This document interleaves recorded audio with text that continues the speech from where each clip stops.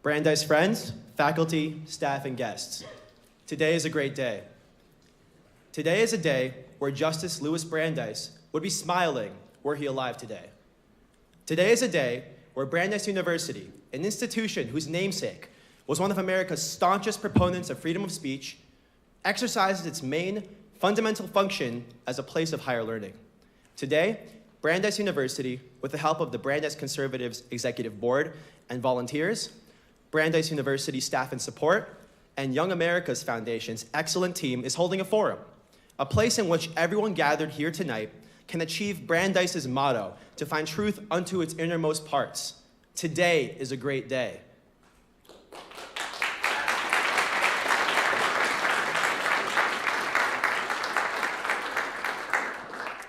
Dinesh D'Souza is the perfect person to take up the mantle and help make tonight's event fruitful and meaningful to all. Born in Mumbai, India, D'Souza came to the United States as an exchange student and graduated Phi Beta Kappa from Dartmouth College in 1983. Dinesh D'Souza has had a 25-year career as a writer, scholar, filmmaker, and public intellectual. D'Souza has been named one of America's most influential conservative thinkers by the New York Times Magazine. The World Affairs Council lists him as one of the nation's 500 leading authorities on international issues, and Newsweek cites him as one of the country's most prominent Asian Americans. Mr. D'Souza's articles have appeared in virtually every major magazine and newspaper, including the New York Times, Wall Street Journal, The Atlantic Monthly, Vanity Fair, New Republic, and National Review. He has appeared on numerous television programs, including The Today Show, Nightline, The NewsHour on PBS, and so many more. One of D'Souza's favorite venues for debates and speeches is a college campus. That is why we are confident that Mr. D'Souza will create the perfect environment to allow all of us from all backgrounds and all political persuasions to test ourselves and live up to Brandeis's central mission, pursue the truth.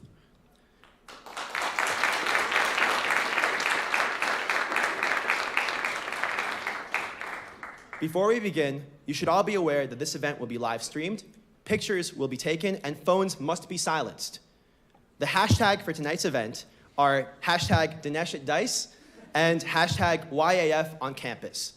Please note all exits in this auditorium. Finally, disruptions and attempts to silence Mr. D'Souza will not be tolerated.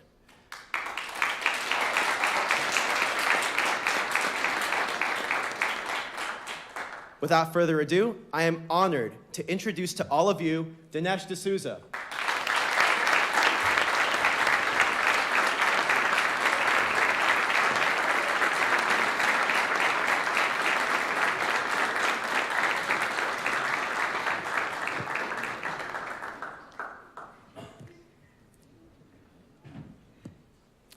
Hi, everybody. It's great to be here. See, I have kind of a narrow podium. I'm relieved I remembered to wear pants. I'm thrilled to be here. I actually spoke at Brandeis, I think, last about 10 years ago. And the world is a very different place. And I'm delighted to also to be here with my wife, Debbie. We're newlyweds, actually. We just celebrated our one-year anniversary.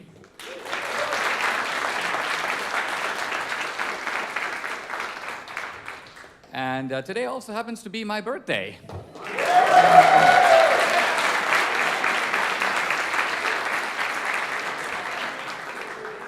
It's actually the 16th anniversary of my 40th birthday. Oh, yeah. Now, I love this kind of setting. It's informal, it's intellectual, it's open. And yeah, I should emphasize that these kinds of events, you probably know, have become increasingly contentious and rare on college campuses. Now, this cannot be because universities like Berkeley and Michigan and University of Texas and Austin, et cetera, have an overrepresentation of conservative views. In fact, those views are virtually non-existent on the college campus. And I should emphasize that this is actually very different from when I was an undergraduate at Dartmouth, now some 25 years ago. When I was at Dartmouth, there was a liberal tilt in the entire Ivy League, in fact, not uncommon in the East Coast. But there were conservative views on the campus. There were faculty who were outspokenly Reaganite. There were students who were active in conservative movements. And so the college was on the left, but students knew what they were against. I think the remarkable thing today is that when you go to a college campus, you find it's not that students reject conservatism. They don't know what it is. If you say to most people, I bet if you did a sort of an old Jay Leno-style poll on our most elite campuses, and you said to people, what are young people who are conservative trying to conserve? You generally get a blank stare. Or someone would say, well, maybe they're trying to conserve privilege or racism. So part of trying to understand another point of view is trying to understand it from the point of view of the person who holds that view. Now, the reason all of this is even more important today is we're living sort of in this peculiar moment in which a most unexpected figure, Trump, has, to the surprise not only of liberals, not only of the left, but of conservatives, suddenly turned up in the White House. And he has turned up with an energy and a kind of vehemence that is unusual in American politics. In the first 100 days, Trump has been more active than any president I can remember in my lifetime. And the reaction to Trump is stormier, it's less civil. There's a sense in which American politics is moving into a kind of surreal phase. The parties are losing their normal bases of allegiance. The normal rules of gentlemen's politics are out the window. You notice this even in the surprising rise of obscenity in public discourse that is being used by both sides. Now, part of what I want to diagnose is what really is going on here. And how do we find a way out of it? Because American politics, for now, the better part of a generation, was a kind of gentleman's fight. And by that I mean you had two sides who generally agreed upon goals, but disagreed about means, how to get there. But today you get the feeling that it's very difficult for the two sides to talk, to come to any kind of agreement, because we don't share the same goals. You're going to Maine, and I'm going to Chicago. So what's the point of us having a meeting? There's not really a whole lot of common ground. On the campus particularly, I want to address the issue of free speech at the outset, because the issue of free speech has nothing to do with hate speech. None of the speakers who are coming to campus, and this is obviously true of me, are here to engage in yelling racial epithets or in any way violate the normal civility of the campus. What's actually threatening about speakers on campus is the content of what they represent, their actual ideas. And unless these ideas themselves are hateful, unless these ideas themselves are kind of out of bounds, it becomes actually very suicidal for a liberal arts campus to try to block them or to try to ban them. So what are these ideas? The opposition to free speech on campus is generally mounted in the name of racism. And now today, this is a little bit of a new twist, in the name of fighting fascism. I'm actually going to speak a little bit about both those things. And I want to start by talking a little bit about race. Because the race issue is perhaps the most distorted issue in American politics. We hear from the left that the Republican Party, Trump, is a racist. The Republican Party is the party of bigotry. Now, let's pause for a moment and ask before we even consider the validity of this, who's actually saying this? Who's making the accusation? Well, the accusation is coming from the left. It's coming from the Democrats, who are supposed to be the party fighting racism. Now, right away, we have a little bit of an anomaly, which is that when we take an honest glance at history, we discover immediately that all the racism that is being invoked to stir people into a frenzy, this kind of bitter legacy of American racism, comes almost exclusively and entirely from the Democratic left itself. Let's start with slavery. Slavery was an ancient institution, I think you know, but from the beginning of the Democratic Party in the 1820s under Andrew Jackson, who, by the way, was a slave owner with a big plantation in Tennessee, the Democrats became not only the party defending slavery, but the party that invented the idea that slavery was not merely good for the slave owner, which everyone knows, it's a form of getting people to work for you for free, but slavery is good for the slave. This is known as the positive good school of slavery. Never in the history of the world has any group emerged to maintain that slavery is good for the slave prior to the formation of the Democratic Party. Now, how can this obvious fact be concealed by progressive historians? It's concealed essentially by taking the crimes of the Democratic Party and blaming them on the South. Slavery was a Southern institution. The South is to blame for slavery. Now, once again, when you begin to zoom in on this, you begin to realize that this is kind of shaky. Because, first of all, most Southerners did not own slaves. The vast majority of Confederate soldiers who fought in the Civil War did not own slaves. Moreover, the Northern Democrats, and I'm talking about Stephen Douglas, the senator from Illinois, the guy who debated Abraham Lincoln in the famous Lincoln-Douglas debates. The Northern Democrats protected slavery with the same determination and cunning as the Southern Democrats. So the slavery debate was not between the North and the South. No. It was between an anti-slavery Republican Party and a pro-slavery Democratic Party, North and South. This is the historical fact. But after the Civil War, when a defense of slavery became, let's just call it embarrassing, the progressives altered the historical narrative to stick the blame on the South.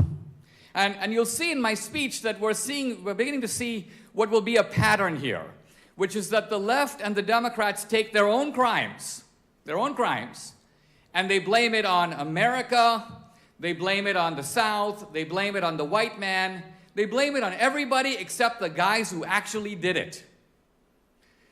America committed genocide on the Indians. No, America didn't do it. Think about it. If America did things, and if all of America was equally complicit in them, they'd still be going on. Obviously, the reason that these things stopped is that some Americans did them and other Americans stopped them.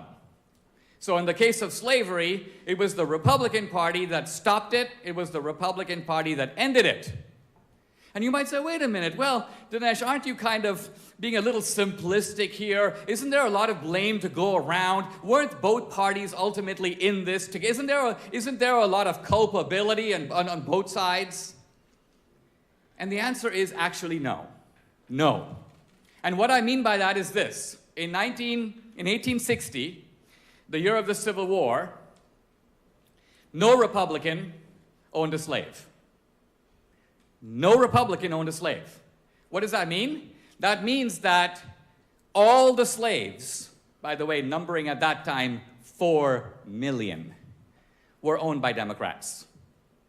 Now, I say this line in my movie, Hillary's America, and it caused a huge furor on the left. And for about 3 months, left-wing scholars, including scholars of slavery, were ransacking the historical record to try to prove me wrong. Think about how easy that is to do. I'm making what is, in a sense, a kind of fighting statement, a scientific claim. And it's very easy to refute. All you have to do is give me the names of 5 Republicans who owned slaves, and I'd have to take it back. But nobody can. One guy, after extensive research, told me that Ulysses Grant, on his wife's side, inherited a slave. And when he gave me the year and I looked it up, I pointed out to him that that's true, but that was when Ulysses H. Grant was a Democrat. So, even in that one, you may say, feeble attempt to empirically refute me based upon a single example out of 4 million, the counterexample itself falters. All right. Now, you might say, well, Dinesh, all right, slavery, yes, but ended in 1865. It's a long time ago. How long are we going to talk about the antebellum crimes of the Democratic Party? And my answer is, not anymore. Let's now move to the postbellum crimes of the Democratic Party. Because after the Civil War, the Democratic Party was in disarray, and in order to come back, it developed a kind of new ideology. A new ideology that was sort of related to slavery, but separate from it. And what was this ideology? White supremacy. White supremacy was the unifying principle of the Democratic Party for a whole generation after the Civil War. And the Democratic Party essentially came up with some new institutions. Segregation, the Ku Klux Klan, racial terrorism, and lynching. Now, once again, we need to zoom in here a little bit because I'm once again vulnerable to the, come on, Dinesh, isn't there a lot of blame to go around? But the answer again is no. Every segregation law in the South, without exception, was passed by a Democratic legislature, signed by a Democratic governor, and implemented by Democratic officials. There is no exception to that rule. The Ku Klux Klan was started by a delegate to the Democratic National Committee, Nathan Bedford Forrest in Pulaski, Tennessee. The organization was shut down by the Republican Party about 3 years after it started, until it was revived in the 20th century by none other than the progressive icon Woodrow Wilson, who by showing a pro-Ku Klux Klan movie, Birth of a Nation, in the White House, inspired a Klan revival around the country. Not just in the South, but in the Midwest and also in the West. According to Eric Foner of Columbia University, I quote, "For 30 years, the Ku Klux Klan was the domestic terrorist arm of the Democratic Party," end quote. Now, this is history. I'm not really giving you my side of the issue. I'm giving you the only side of the issue.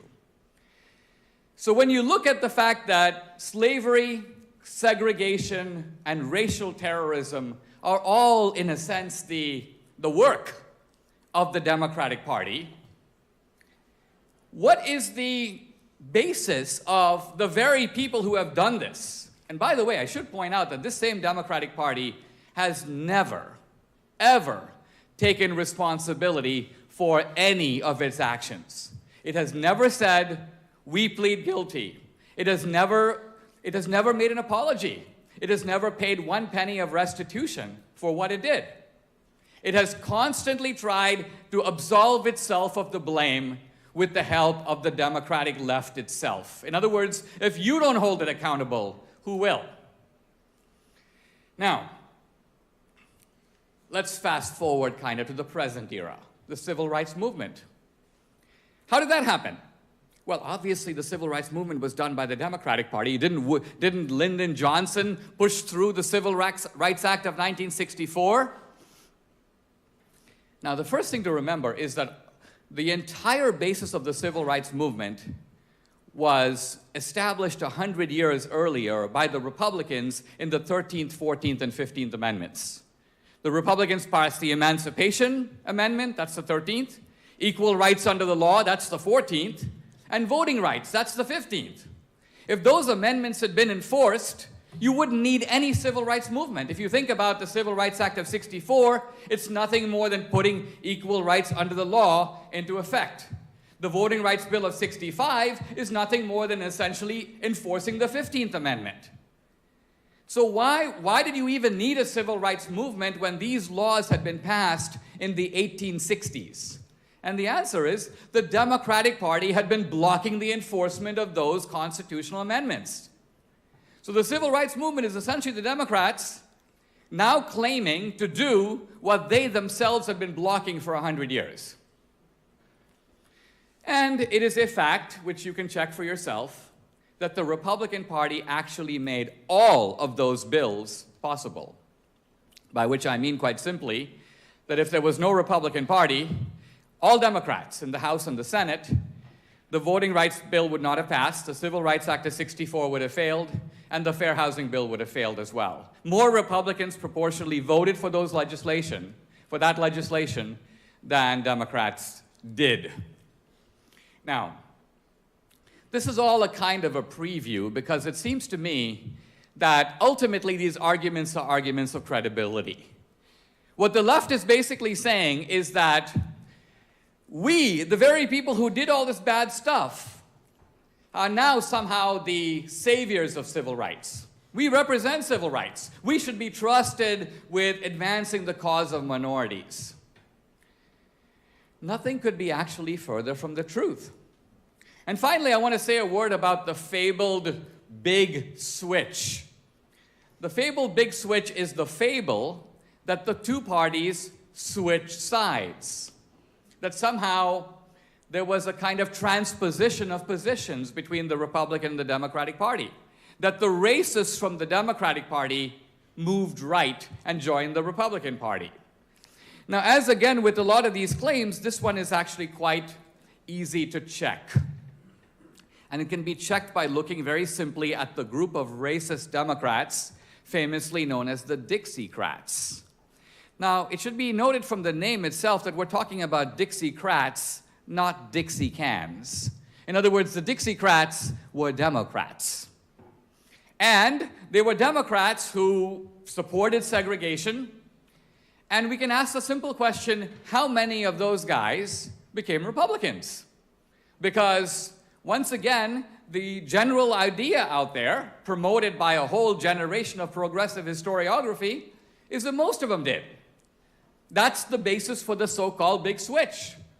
But when you look at the actual Dixiecrats, the whole roster of them, you discover that the number of Dixiecrats who became Republicans is precisely one guy. Strom Thurmond. He's the only one. All the other Dixiecrats remained in the Democratic Party. Most of them died as Democrats, and here's the interesting thing. All of them were lionized in the Democratic Party until their death. A really good example is Robert Byrd, the so-called conscience of the Senate. This guy died in 2010. We're not talking about the 1960s anymore. And yet when Byrd died, Obama eulogized him. The Clintons were both there. Hillary made a video calling him her mentor. Bill Clinton made a very interesting remark at Robert Byrd's funeral. He goes, "Don't blame old Robert Byrd for being in the Ku Klux Klan. You had to be in the Klan in order to advance in the Democratic Party." Think about that. You had to be in the Klan. A true statement, by the way. So this is our history.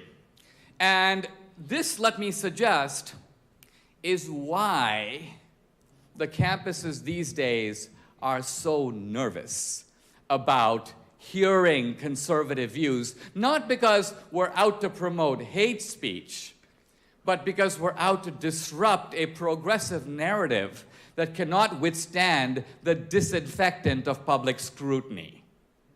This is the real issue. Now, I mentioned the movie Hillary's America, which takes on this progressive narrative on race, but I now want to pivot and talk about something a little different, which is there's been a kind of shift in the meta story about American politics in the last year or so. You might say ever since the ascent of Trump. In a sense, American politics is driven not just by stories. We tend to look at individual stories. Did Hillary lie about Benghazi? Did Obama really mean it when he said you can keep your doctor if you... These are, I would call them retail lies. I'm not interested in them that much. What I'm interested in is the wholesale lie. Let's call it the meta lie, the big lie, the lie behind the lie. Because a meta lie is a whole framework for seeing the world. A meta lie is putting a new lens into the camera. A meta lie is a perspective through which you see things. And the meta story now about Trump, about the Republicans, is that the Republicans are fascists. Fascists. Now, this is a switch away from the race card. It's a new card, the fascist card. But it's not an abandonment of the race card because, as you know, fascism, or at least Nazism, National Socialism, imports the racist issue right back in. So the idea now is that the way to understand Trump is to see Trump and the Republicans as incipient or actual fascists. Actual fascists. I'm writing about this now. I'm actually, I've almost completed a book that comes out this summer that's going to deal with this issue. And in some ways, one of the questions I want to raise, and I'll just touch upon it here, is what do we mean today when we use this kind of language? The philosopher Leo Strauss, a generation ago, complained about what he called the reductio ad Hitlerum. And what he meant is that we have a certain promiscuity of public discourse in which we tend to take everything to the ultimate limit of Hitler. And it's kind of like, Hitler likes strawberry ice cream, therefore none of us should eat it. Or the way in which in California, where I live, even the term Nazi is used in the craziest way. Some guy will come out, of the ocean. He'll go, "I'm a surf Nazi." I'm thinking, what do you mean by that? And I think what he means is that he is actually a serious surfer. Nazism to him is a positive thing. It denotes commitment. Or I'm a food Nazi. Now, I don't want to get into this because this stuff to me is not the heart of the issue. The heart of the issue is to go into the serious question of what does it mean when, all kidding aside, we're calling somebody else a fascist, we're calling somebody else a Nazi. What are we getting at, and does this term even have any meaning today? Now, when you look at Trump, for starters, Trump is the most out there guy in American politics. I'll give you that. Trump is a guy who actually plays by none of the existing rules. It's almost like American politics has had these kinds of guardrails. These two, and everyone is supposed to walk in between these rails.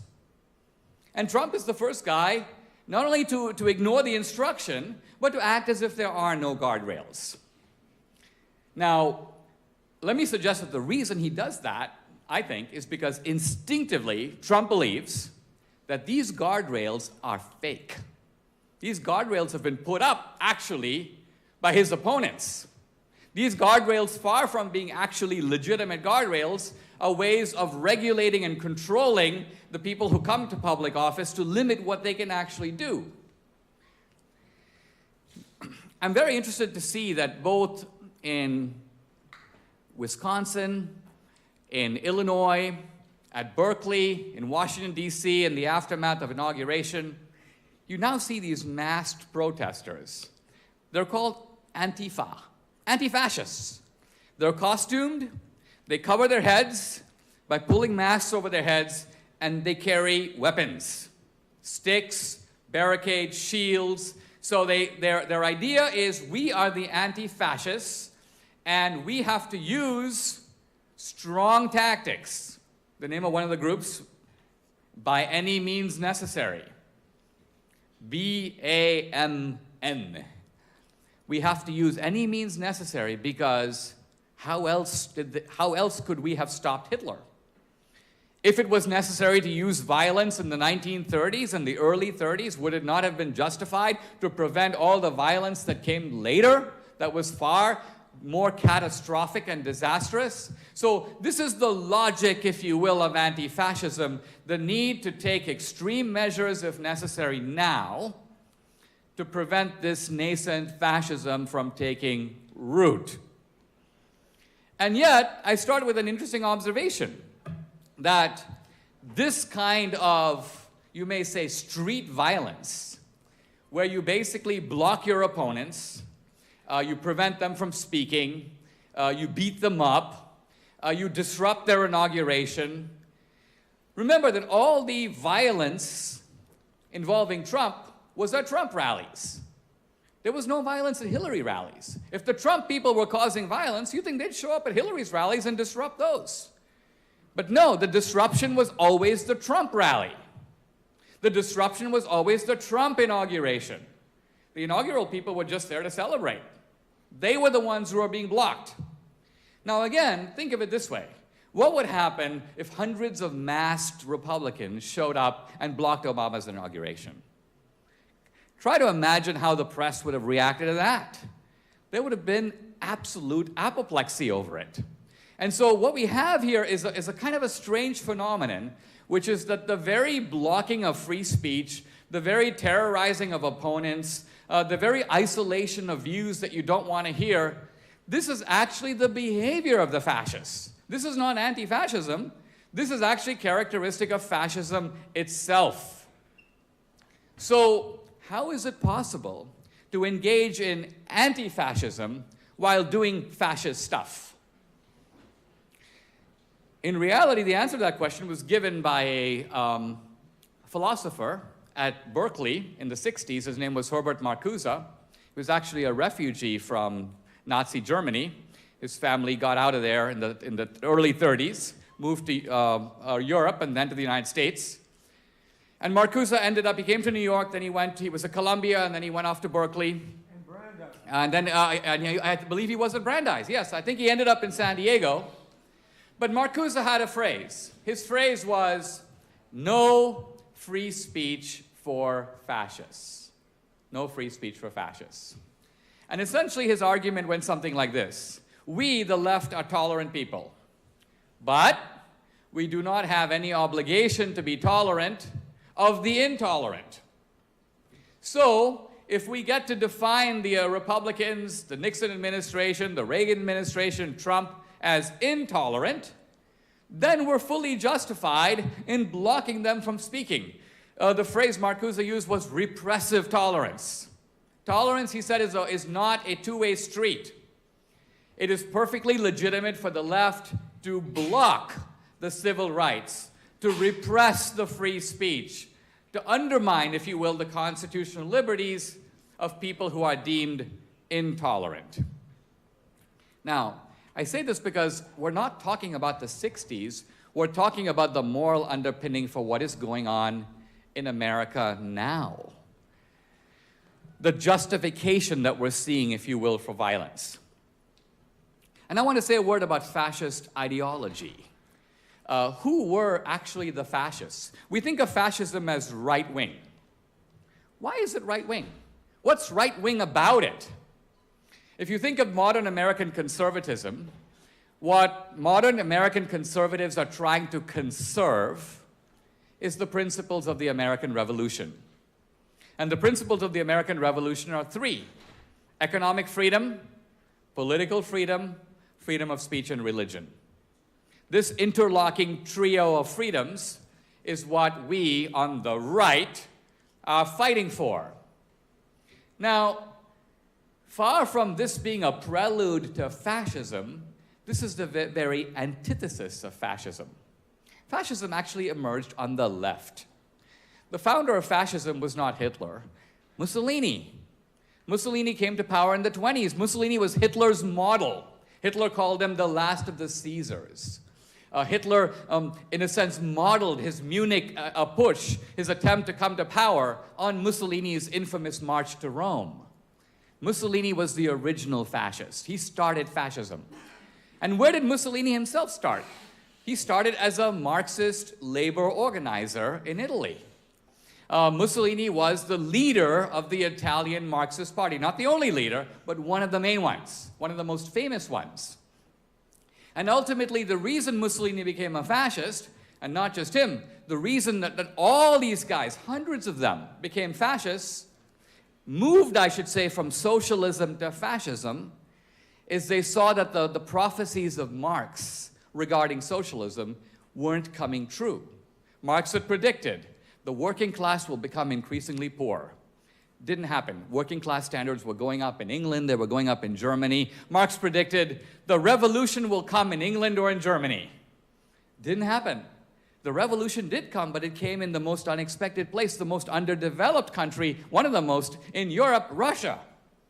And it didn't come from the proletariat. There was no proletarian uprising at all. These were intellectuals, lawyers, and professional revolutionaries who overthrew not capitalism, not the bourgeoisie, but a czarist regime. This didn't even look like what Marx was even talking about. By the way, the kind of revolution that Marx did talk about, a revolution of the proletariat, of the working people to overthrow capitalism, has never occurred in the history of the world, and I believe never will. Mussolini knew this. The early socialists of the 20th century knew this, and they said, this kind of socialism isn't working. We need a new kind of socialism. And they had a phrase for it, which was actually made famous by Hitler: National Socialism, in which we replace the idea of class with the idea of the nation. Why? Because nobody dies for his class, but tons of people are willing to die for their country. The Marxists themselves saw that. They saw in the First World War that Marxists in France would die for France, and Marxists in Italy would die for Italy. And so they realized that the real human allegiance at the deeper level was not to class. I'm going to go fight for every carpenter in America, but I'm going to go fight for my country. And so National Socialism was an effort to marry socialism with, if you will, this deep, you may say, tribal or instinctive force of allegiance to the nation.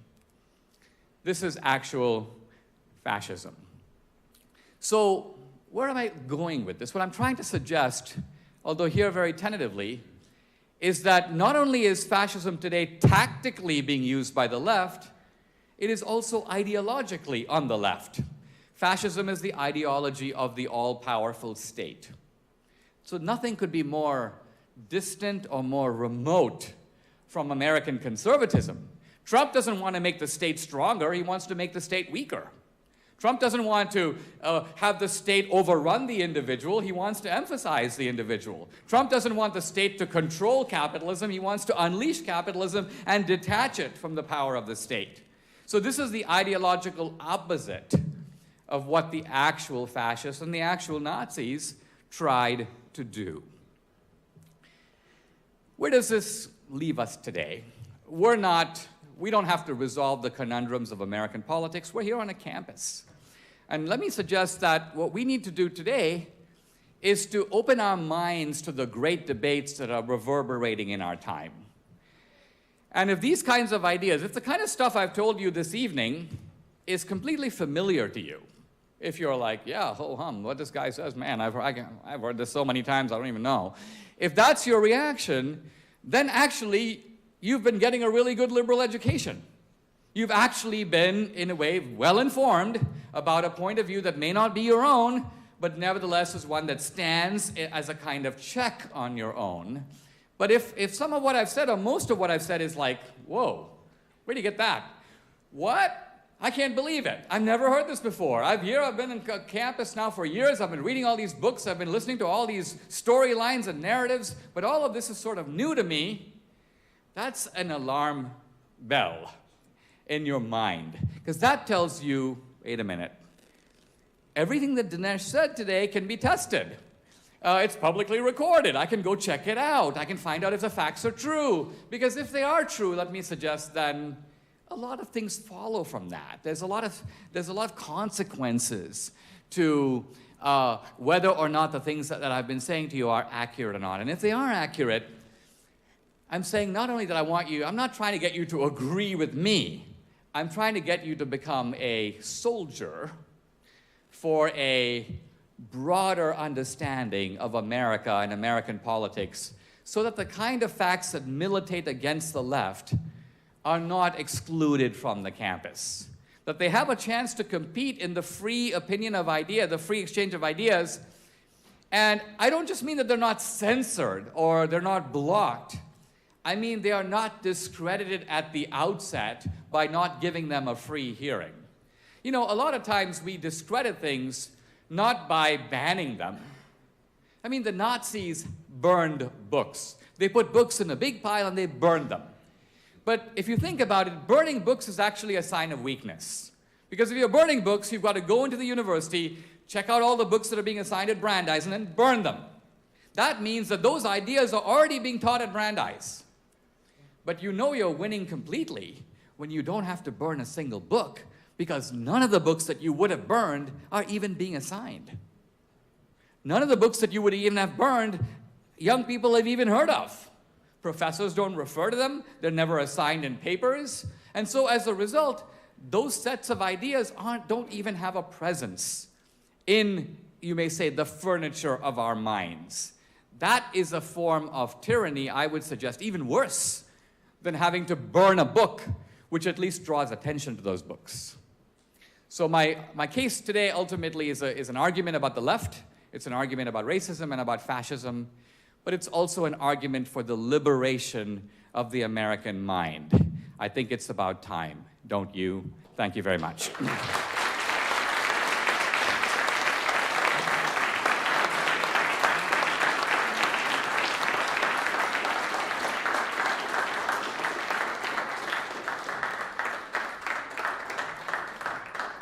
you so much, Mr. D'Souza.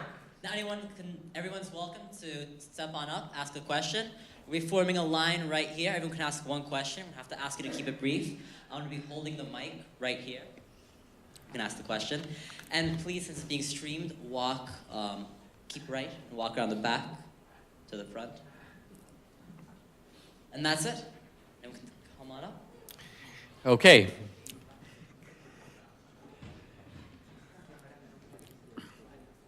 Mr. Khalid? Hi, thank you for coming to speak today. I know that before Barack Obama ran for office or was in office, it's come to my knowledge that at some point he was anti-gay marriage, and then now he is not only just pro-gay marriage, but he under his administration, it became federally legal. So my question for you is, I really enjoy your historical point of view for your arguments, but my question is, do you think that maybe the change in ideals in each party, in the Democratic Party, could be as a result of the voter base changing their ideals rather than in response to their historical identity? The question is, what motivates people to take a position and particularly to change a position that you held before? And is it possible that this is not motivated by lofty philosophical or moral commitments, but rather opportunistically adapting to political realities? All politics is a hybrid, you may say, of principle and opportunism. And I don't even mean that in a negative way, because principles, in order to be implemented, have to meet you may say, the test of the street. They have to be accommodated to existing reality.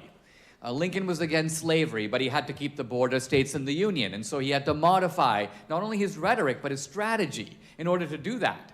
And at times it made him sound like he didn't care about the slaves, but it wasn't that. It's that if he defined the battle as one of slavery, he would lose Kentucky, he would lose Missouri, he would lose the border states, and in his view, lose the war. So I don't oppose in a way the dilution of principle in order to meet political. Both sides do that, and in and of itself, there's nothing wrong with doing that. I think what's interesting with gay marriage is we've actually seen a sea change of American public opinion on this topic. And I want to use this to highlight something that's very important. This sea change has not come out of politics. Essentially, it has come out of the fact that the left has been fighting a culture war outside of politics, and it's been the only side fighting. Republicans tend to hunker down and fight elections. And they don't realize that in America, the election fight is right over here, but there's a much larger battleground. And what the left has done, I think, much more shrewdly and farsightedly, is occupy the high ground of academia, the media, Hollywood, Broadway, the whole world of music and comedy. I call these the megaphones of our culture. And so the gay marriage debate, in a way, began when Ellen came out of the closet. Will and Grace, 400 sitcoms. So the weird thing for Republicans is that when they were like, what happened to gay marriage? What happened is that one side was fighting, and by the time the issue even got to politics, it was a fait accompli. The cultural shift that is outside of politics but affects politics had already occurred. So that's my take on gay marriage. It's kind of an interesting lesson of how politics is dependent on culture. And Republicans long term don't just have to win in politics, they also have to establish a foothold in the culture. Okay, next question.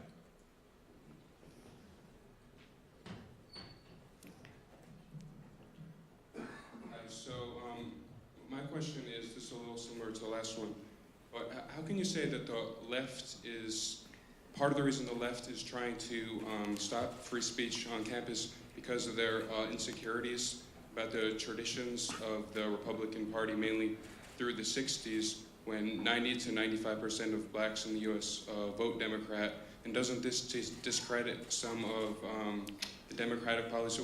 Well, you can say some of the Democratic policies have had good intentions, but went the other way. They actually hurt blacks more than helped. How can you say that since the 60s, the Democratic Party has not had good intentions, at least for race? Oh, perhaps the strongest argument for the big switch is the fact that blacks who used to vote 75% to 80% Republican now vote over 90% for the Democratic Party. On the face of it, this would seem to suggest that there obviously has been some kind of a switch. Now, if it is true that this switch resulted from the Democrats taking the leadership, let's just say on civil rights, then one would expect that this switch would have occurred, let's say, starting in the 50s or 60s, after Brown versus Board of Education, maybe after the Civil Rights Act, and continuing with affirmative action in the 70s and the 80s. But interestingly, when we look at this big switch of blacks, the switch occurred in the 1930s. Basically, there was a switch. 75% of blacks voted for Herbert Hoover in 1932. I'm sorry, in 1928. And the same, by 1936, there was a complete flip. 75% of blacks were voting for FDR. Now, think about this for just a minute. In the 1930s, the Democratic Party was not only the party of segregation, but the party of the Ku Klux Klan. FDR, sainted FDR, was completely in bed with the racist wing of the Democratic Party. Lyndon Johnson started off as a rabid racist in Texas. He voted against all the civil rights bills that came up one after the other. This is the great progressive, Lyndon Johnson. The Southern Democrats came to FDR, and they basically said, you want our votes in the New Deal? Number one, during your tenure, think of FDR's tenure from the 30s all the way to 1945. You must oppose all anti-lynching legislation. FDR agreed. No anti-lynching bill went through while FDR was president. Number two, blacks should be excluded from most New Deal programs. In other words, let's draft Social Security, let's draft New Deal legislation to exclude farm labor and domestic service. The two professions in which blacks were mostly concentrated were excluded from the New Deal. Not till 1954, when the Republicans had the presidency, the House, and the Senate, did they overturn this restriction and make blacks eligible for Social Security. So this is FDR. This is the actual record. And again, I say to you, I've been reading FDR biography after biography, and there are progressives who will admit the truth of the record. There's a recent book by Ira Katz-Nelson, the progressive historian at Columbia. It talks about what he calls the Faustian bargain that FDR made with the bigots. But he goes, at the end of the day, it was worth it because we got the New Deal. So his argument is that 30 years of lynching, 30 years of excluding blacks from New Deal programs, the internment of the Japanese in World War II, the turning back of the St. Louis, all this racist stuff that happened under FDR, blatant. FDR nominates Hugo Black to the Supreme Court. He tries to conceal the fact that Hugo Black is in the Ku Klux Klan, an active member of the Klan, speaking at Klan rallies throughout Alabama. When the Pittsburgh Courier breaks the news, Hugo Black writes in his memoir, he goes, I told FDR. He goes, I told him, is this Klan business going to be a problem for you? And he goes, FDR told me, no problem. Many of my best friends are in the Klan. Many of my greatest supporters are in the Klan. This is FDR to Hugo Black. Again, this is our actual history. So, here's my point. Blacks switched in the 30s having nothing to do with race. They switched because of the economic benefits of the New Deal, meager as they were. Why? Because blacks were living in the terrible conditions of the Depression, and because blacks were being subjugated by the very segregation and racism from the Democratic Party itself. So it's a very tragic story, in my opinion, because it has nothing to do with race. Just like the South moving to the Republican Party under the Reagan era, that was due to free markets, privatization, anti-communism. That was not because of bigotry. The bigots stayed in the Democratic Party. There's a whole body of data on that I can refer to, but I won't now, just in the interest of time. Okay? All right, next question. My question is about part of the fascism that you were talking about is how you said that it kind of moved from, we can't have them die for, I forgot the cause exactly, but we can have them die for the idea of country. And I'm a little bit confused, and I'm hoping you can clarify this, because part of just focusing on Trump, a lot of his branding was about America. Make America great again. The America First ideology that says before everything else comes the country, the nation.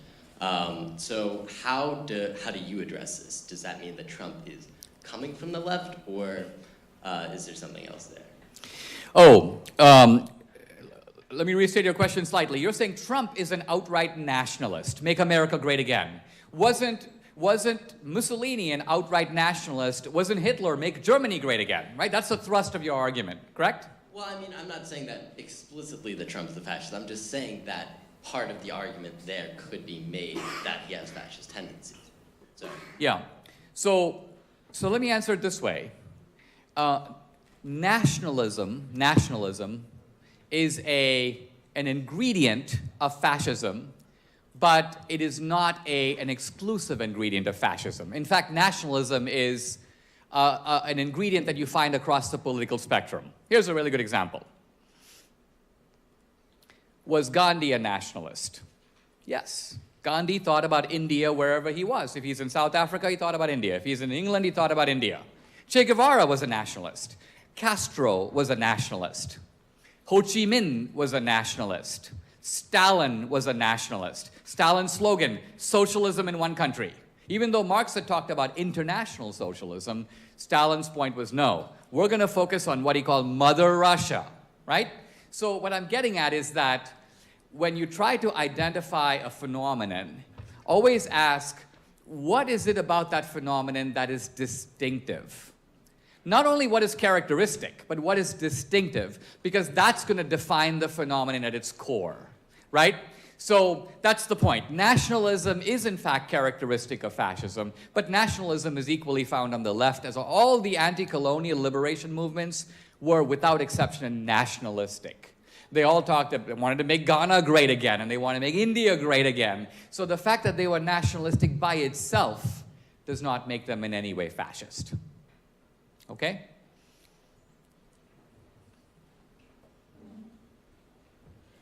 I just have a question about talking about kind of the way you look at party realignment and how there really wasn't the big switch.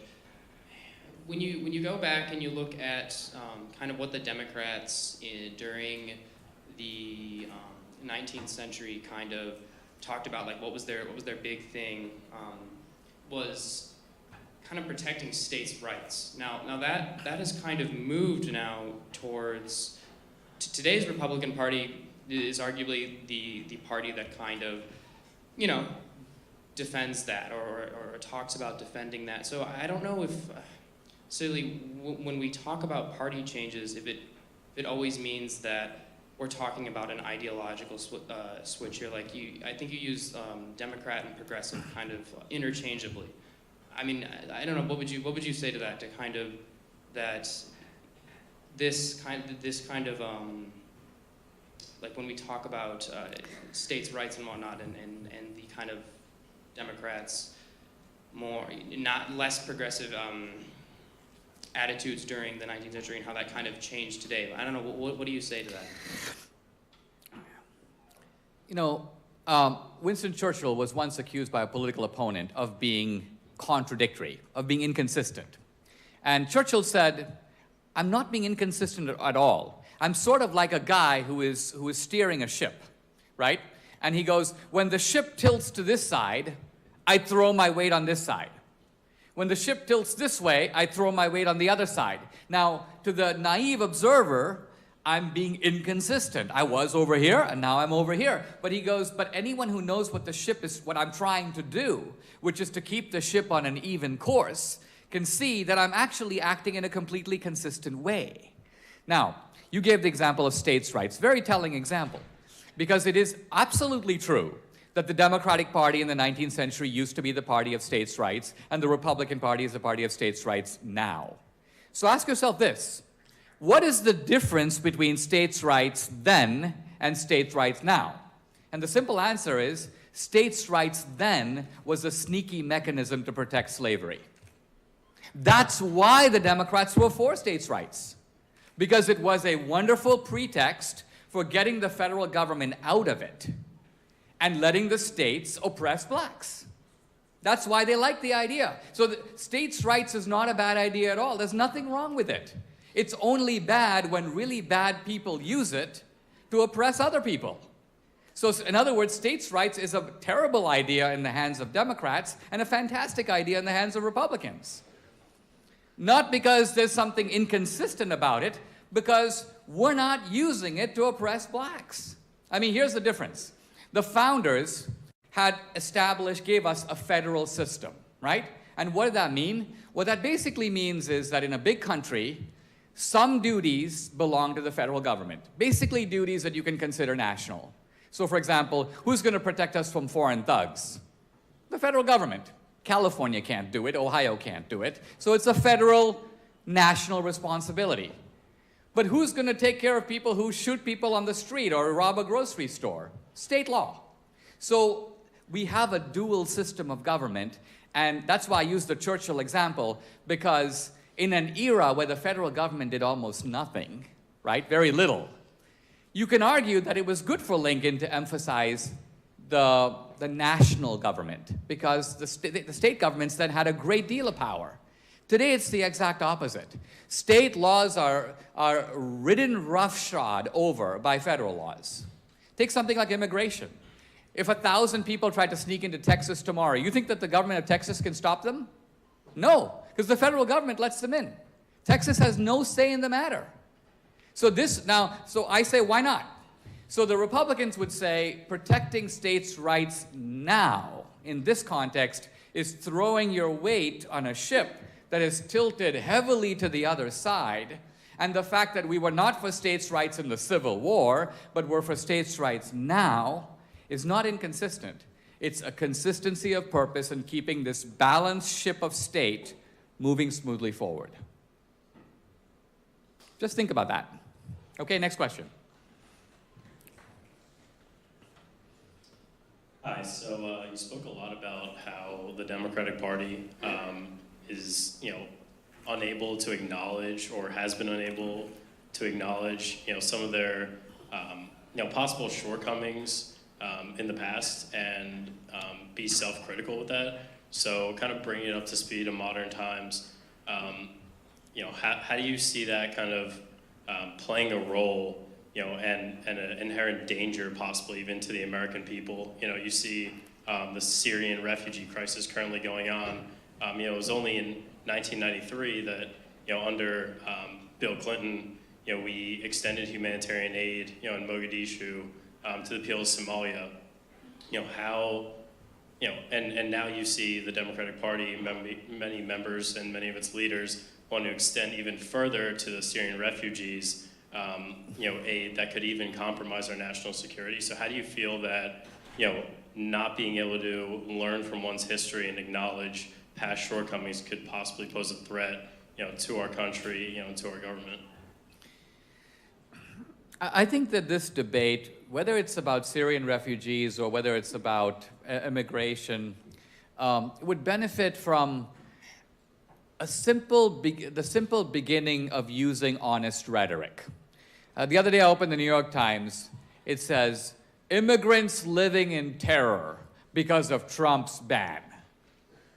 First of all, I'm thinking, immigrants? I'm an immigrant. Debbie's an immigrant from Venezuela, my wife. We aren't living in terror because no one is trying to deport us. Why? Because Trump is actually not trying to deport any immigrants. Then how come we keep reading about immigrants? What about illegal immigrants? Well, ask yourself a question. Is an illegal immigrant an immigrant? The definition of an immigrant is someone who lawfully crosses the border and accepts and is accepted, accepts the rules of the country and is accepted by the people in the country. If someone illegally crosses over, swims the Rio Grande, they're not an immigrant. They're a law-breaking illegal. That's the fact of the matter. Now, you might say on a humanitarian basis, we should do this or we should do that, but the very fact that our rhetoric is so polluted and so corrupted, people say, well, what about their constitutional rights? Now, let me point out that it's not fascist. In fact, we're talking about the liberalism of Locke and John Stuart Mill to say that a country is a social compact among its citizens. We agree to give up certain of our natural rights in exchange for civil rights and certain protections. This is a deal among us, kind of the way that a club makes rules for its members. It's another way of saying that if somebody is not in the club, someone is an alien, whether from Syria or whether from Tijuana, they don't have any constitutional rights at all. Why? Because they're not members of our club. This is not to say they don't have natural rights or human dignity, no, but they don't have any they don't have a First Amendment right to free speech. They don't have a Fourth Amendment right against search and seizure. They have none of those rights. Why? Because they're not citizens. So how can we have these debates when these basic categories are not only not acknowledged, but deliberately camouflaged? Deliberately camouflaged. So my argument here is, I'm very pro-immigrant. America takes a lot of immigrants every year. I think it's a really good thing. Immigrants have been very good for this country. Immigrants are the base of the Republican Party, by the way. But all that being said, if we could have, the reason we don't have an honest debate is the Democrats want to make immigrants in general feel scared by what Trump is doing. And we've seen all kinds of people I teach community service classes to Hispanic adults. They're very scared, not because of anything Trump has done, but everything they hear about Trump, everything they see on Univision and Telemundo, which is trying to stir up a kind of immigrant in this panic as a weapon against Trump. So a little honesty would go a long way. All right, next question.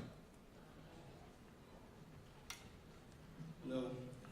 Thank you for the talk. It was very valuable, and it's an opinion that you don't hear too much on campuses, as you said. But I'm still a bit perplexed by your idea that Republicans are somehow much more moral than Democrats. And I'm not American, I've been here just 4 years. But my opinion is that today, Democrats are much more concerned with what I would say are moral issues than Republicans. And for me, the most clear example is how the Democrats really care about global warming, or at least they say they care a lot about global warming, whereas you feel that the Republican Party is much more skeptical and just doesn't want to get involved with dealing with global warming. So my question to you is, how do you defend something like global warming, where it's really very obvious how the Democrats are doing the right thing and the majority of Republicans are not? Let me ask you a question, if I may. To me, global warming is a little bit like theism, in the sense that it's a factual claim, right? It's a factual claim, moreover, that's not visible to our senses. If you were to tell me, for example, that there is a God and he has these characteristics, I might see it or I might not. But it's not like you telling me that there's a tree, because I can see a tree, right? You can see the tree. So if I don't see the tree, something's wrong with my eyesight, right? But if I don't see God in the way that you see him, it's not because it's not because I lack eyes. I see the same facts that you do. I just don't agree with your interpretation of evidence that is a little opaque to our senses, right? So here's global warming. My question to you is, why is it, to you, a moral issue? Either the Earth is getting hotter, or it's not. We don't feel it getting hotter, right? You're looking at one set of data, I'm looking at one set of data. Let's say we disagree over what this data means. We don't disagree about temperatures by themselves, we disagree about the cause of those temperatures and the significance of them, and what we should do about them. For example, let's say you were to tell me that in the next room, the temperature is 800 degrees, right? Or let's say the temperature is 110 degrees. I have two choices. I can go in there and say, how do I change the planet to bring the temperature down from 110 to, let's say, a livable 90? Or I can say, maybe I should take off my jacket and try to adapt myself to the climate instead of trying to adapt the world to me. Which is easier? Is it easier for us to adapt to global change that is massive, has been occurring over millennia, and it's very unclear how we can address it? Or is it really worth... So what I'm getting at is, where's the moral issue here? What's moral about it? I mean, the moral consequences of not doing anything about global warming, no? And the people that are supposed to suffer a lot because of not dealing with global warming, especially the poor people in Africa and in many places that are very affected by rising sea levels or lack of vegetation or food. But my question is, maybe they're wrong, but wouldn't you just would like to bet that they're right for the, don't you think it's much more beneficial? I mean, obviously it's not for the people that have oil companies, but you and many other people, wouldn't you just want to bet that they're probably right, that most of the scientific community is right about global warming, and you would like to change how we live and change resources? Like, wouldn't you just want to bet for that? Well, look, I come from a poor country, India, right? India is trying to go from being a third world country to being a second world country. Now, what this means in terms of human welfare is we're talking about hundreds of millions of people going from starvation to basically having 1 or 2 meals a day, right? We're not talking about becoming rich. We're talking about a country climbing out of the most degrading type of poverty. India cannot do it without energy, without oil, without essentially the lifeblood of an economy. India and China, the two greatest human success stories in the world in the last 30 years, have come up by massively increasing their demands on world energy. They need it desperately. Poor Brazilians desperately need land, and they need farming, and they need logs, and they need timber, and they need paper. So these resources are not some world luxury. They're the very basis of the poorest of the poor, the wretched of the earth, climbing up in the world. So it's a complete fallacy to see the global warming debate as between oil companies and idealistic environmentalists. That locates the whole debate in the West, as if it's just some argument between Exxon and Brandeis. No, that's not where the fight is taking place. Poor countries need stuff to grow. They need food. They need fertilizer. So if you start classifying no fossil fuels, no this, no that, tax on this, tax on that, no oil, the point is you're not hurting the rich guys. I don't care about Exxon. You're actually hurting all these poor people who need this stuff to come up. That's why you'll never see big global warming demonstrations in Mumbai, unless they're staged by the government. They'll never occur. Just like you never see protests against multinational corporations in Mumbai. You go try and you put up a sign that says Nike, and the next day there'll be 500 people standing in line. Why? So I'm simply trying to alert you, as someone who's grown up on the other side of the world, as you apparently have, that this is actually a much more complex issue. And so it's not that I have a side in global warming. It's not my issue.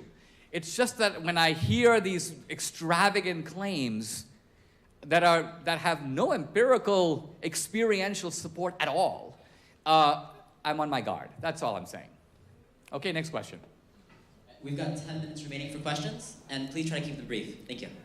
And I'll try to be briefer too. I tend to go on myself. So you said something about Trump wanting to stop the state from overriding the economy. And my question is, I believe we've seen some evidence that he's more of a statist than especially traditional Republicans are in regard to the economy. For example, he wants to kind of use the power of the presidency and the prestige of the presidency to tell companies what they should be doing, why they shouldn't be moving overseas. Just recently we saw that he wants to put a tariff on Canadian lumber and other such tariff measures. I find that not economic freedom at all. And you said that's one of the 3 points of the revolution. Yeah, I think we're sort of in a process of feeling Trump out and discovering where he's really going with this, right? Because it's true in his pre-presidency, he was doing a lot of, you could call it telephone strong-arming. Don't go to Mexico, keep your jobs here, and so on. He's not doing that since he's been in office. Now, the issue of tariffs to me is a little tricky because here's the question. Let's say that the Canadians are putting tariffs on our products, which they are. Just like the Japanese are putting tariffs on our cars.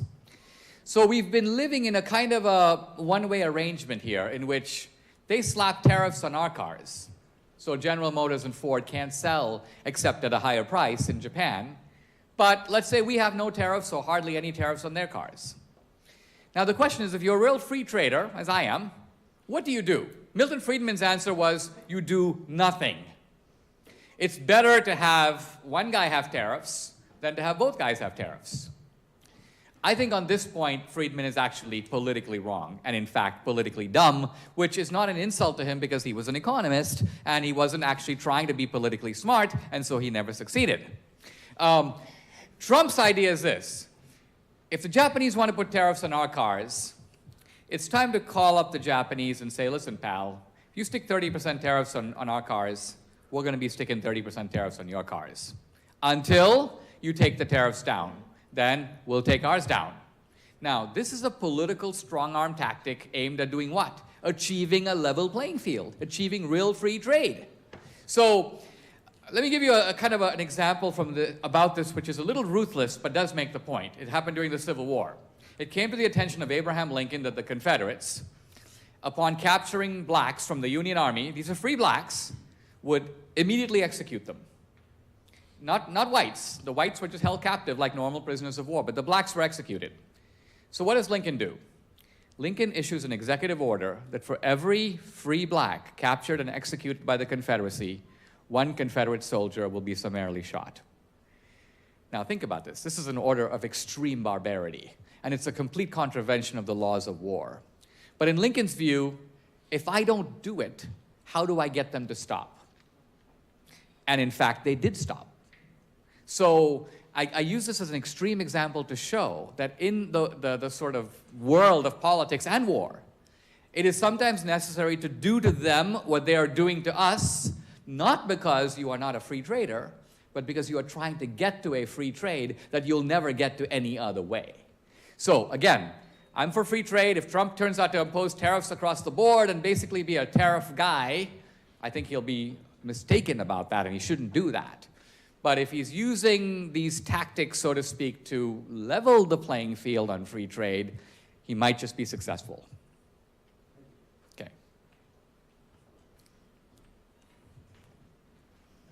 Hello.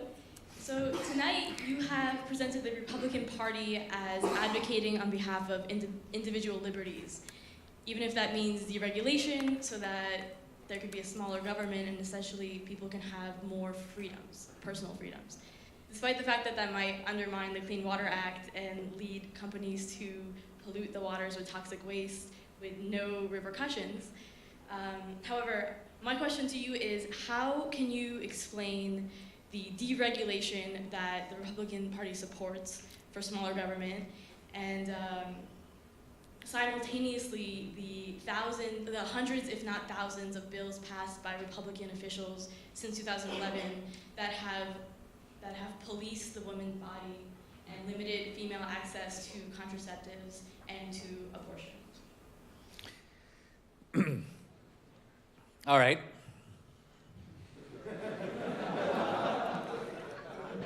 Somewhat like the mosquito in the nudist colony, I'm trying to figure out where to begin. Well, all right. So, I'll say a very quick word about abortion, a very quick word about deregulation. Abortion first. We talk about birth control and abortion. Let's set aside for one moment the debate about whether or not abortion is a constitutional right. I would submit that it is not. You can read the Constitution, squeeze lemon juice on it, hold it upside down, it's just not in there. But let's assume it was. Let's assume it was sort of invisibly there as part of the Bill of Rights. Right up there with free speech and right up there with the right to religion and the right to assembly and so on. Here's my question to you. Why should the abortion right be subsidized when none of our other fundamental rights are? I mean, you have a right to free speech. Does the government give you money to start a newspaper? You have a Second Amendment right to own a gun. Is the government going to buy you a shotgun? You have a right to free assembly. You got to do it on your own time. You have a right to free exercise of religion. The government's not going to pay for your churches. So, since the government pays for none of our other fundamental rights, why does this right get to be in a category of itself? That's my point number one. Pivoting to point number two. No corporation that pollutes the water should be allowed to do that because that is an actual infringement upon the common good. In other words, that is actually doing harm to the public. This is completely different from the real point of deregulation. The real point of deregulation is to create a scope in which individuals can transact freely. Now, let me give you an example of what I mean. We have a right to health care, and presumably we have an equivalent right to food, right? To eat. What could be more basic than the right to food? Now let's assume that the government establishes not Obamacare, because that's health care, but an Obama right to food. And the basic idea here is that when you go to the grocery store, you can get food, and somebody else will pay.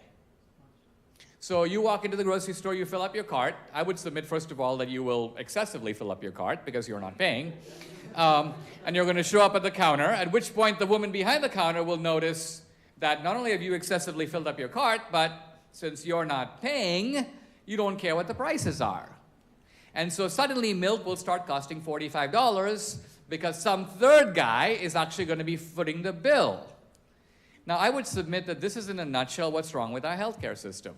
That whenever you go to the doctor, the reason that it costs $3,000 when you have a cold is not because it actually costs $3,000. If you were paying, they'd bill you $75. But since you're not paying, and the insurance company is paying, and the government is paying them, the doctor realizes, I'm going to run 45 tests, I'm going to do this, I'm going to do that, it's all going to be money in my pocket, it's going to be money for the hospital, and this poor dude isn't the worse off. So most of the time when we go to the doctor, we don't even ask what it's going to cost, because we don't care. Because some third guy is paying.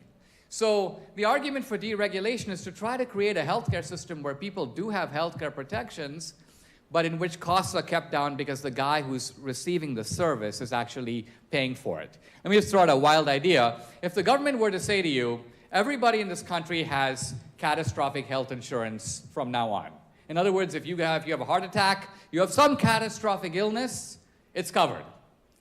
But for routine health care, right? Everyone who is under a certain income bracket, we're going to give you a $5,000 check, right? You're free to spend that money on health care, and if you don't use it, you can keep what you don't spend. I assure you that this will send a shockwave through the whole healthcare system. It changes the whole set of incentives, because suddenly the money is your money. No third guy is paying. Now remember, you're covered for catastrophic, which is actually quite inexpensive because catastrophic events are rare. What actually drives our healthcare costs up is routine healthcare. And that's why Obamacare is so expensive, is it covers routine healthcare, which people should pay for. All right, I've said enough about that. Let me take a couple more questions because I know my time is very limited. Hi. My question is kind of related, sorry.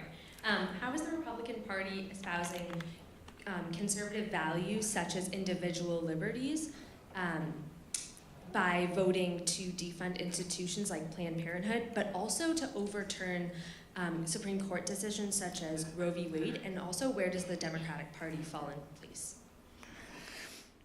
So, what would the Republican Party, in its kind of most extreme form, do to Roe v. Wade?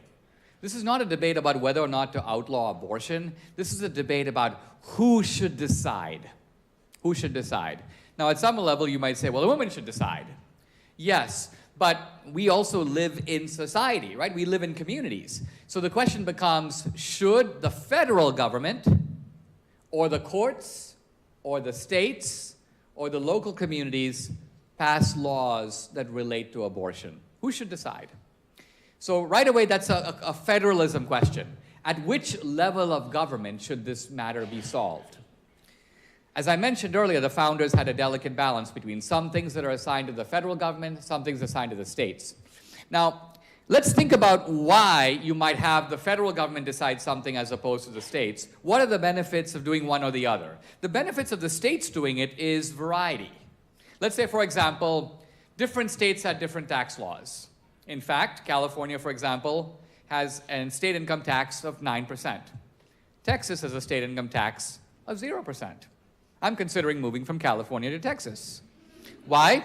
Because I get, in a big world, I get to look around and see what's working, which community do I like, which club do I want to become a member of, and I get to move if I want to. Now imagine if all the states had the same state tax rate of 9%, I'd have no choice. I'd be forced to pay that percent. I'd have no choice about how I want to live my life, what rules I want to live under, because I'd be living under a uniform national set of rules. So these are the arguments for and against federalism. Basically, if the Republican Party had its will, I believe, it would return Roe versus Wade to the states. And what that means is that states like Massachusetts and New York and California would have very liberal abortion laws. Most states would have abortion be legal. There'd be very few states where abortion was outlawed completely, but there might be a few. And let's be very clear, it's because the vast majority of citizens in those states would be voting for elected representatives that want to restrict abortion. In other words, this is the democratic process playing itself out in the state level. If the citizens of Mississippi want to outlaw abortion after the first trimester, who are you to stop them? This is their state. These are their laws, their citizens are living under them, and they're voting on them. And if their politicians are out of step with the citizens, they can vote them out. So what I'm getting at is, if Roe versus Wade were overturned, it's not an outlawing of abortion, it's a decentralization of the decision to the local level. Whether that's a good thing or not, you can debate. I think on balance, it is a good thing. Our next question is going to be the last question. Sorry to the people still in line. Hello. You spoke a lot today about communism, Marxism, and the far left and progressives. I see a fracturing in the Democratic Party, and a lot of people are moving more towards classical liberalism and left-leaning libertarians. Do you think there's room in the American political system for people who are for limited government, for freedoms and liberties, but are also for things like gay marriage? Yes, I think that this libertarianism across the board has been a wing of the Republican Party. In other words, in the Republican Party, and I think this is even more so, by the way, in the age of Trump, because the Trumpian conservatism is more pro-gay marriage than any other Republican in my lifetime. Whether you agree with it or not, that's a fact of the matter. Trump is simply not exercised over that issue. I think what we're going to see in this country is a disentanglement between the issues of abortion and gay marriage. I see this in the younger generation already. The younger generation is more conservative than my generation on abortion, but less on gay marriage. And so, again, that is not a denial of libertarianism. It's simply a recognition that in the case of abortion, we do have an emerging embryonic human life. And so it cannot be treated with moral indifference, whatever you think about that matter. I don't think that libertarianism really belongs in the Democratic Party anymore. It would be different if the Democrats made room for it. But economic liberty is such a nightmare for the Democrats right now, and that's what they care about. That at the end of the day, they're going to drive out the libertarians who don't get on their bandwagon on the economic issues. Ultimately, the Republican Party is kind of a diffuse party. One camp cares about national security, one camp cares about economics, and one camp cares about social issues. And I would say it's really it's a triangle. And it's hard even to say which one is the most influential. All three are important. For the Democratic Party, the economic issues are the overwhelming issues. And the other two are, I would say, secondary. That's why, for example, Obama and Hillary will change their position on gay marriage. They can't change their position on tax rates, but they can change their position on gay marriage because they care more about the economic issue than they do on the other. So that's the fact of the matter in American politics. Look, I must say, I'll just sum up that this has actually been a very good experience for me. I wasn't quite sure what to expect coming back to Brandeis after many years. Frankly, I expected a little stormier reception. And not that I feared it, because I like stormy. But I think the great benefit of what's happened tonight is that we've actually been able to dive into some quite controversial and divisive issues and talk about them in a very sober way. And so I want to give you some credit for that, because I think this is a very good lesson for people on other campuses to keep their minds open to rival points of view. And I hope you'll see this event not as a singular event. In other words, this is the dose of conservatism we get at Brandeis for the year 2017. We'll look for some more in 2018. No, you need it. You need a little more regular dose. You know, it was John Stuart Mill, I believe, who said of Coleridge. Coleridge was the right-winger. Mill was the liberal, the classical liberal. That liberalism actually needs, in order to stay strong and in order to maintain its integrity, the pressure that an outside critic or opponent can apply. I'm not an enemy of liberalism. I'm actually, at the end of the day, a friend of it. Liberalism in its true form is something that is a very attractive thing. And remember, liberalism comes from the word liberalis, which means the free man, as opposed to the slave. So liberalism at its core is about liberation. Now notice, by the way, that the liberals of today don't call themselves liberals. They call themselves progressives. They've switched out of the term liberal. Progressivism is something a little different, and I think a little bit more shady. Because progressivism is sort of like, we're the party of the future. Everyone who disagrees with us is the party of the past. We're for progress.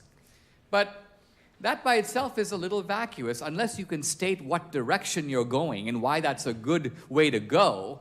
To simply proclaim yourself on behalf of progress, a party of the future. Remember, we're all living at the same time. There's no inherent advantage that somebody has by claiming to be the Bill Clinton, I'm building a bridge to the 21st century. What bridge? This is just idiot talk. So we're on a campus. We need smart talk. We need definitions of progress.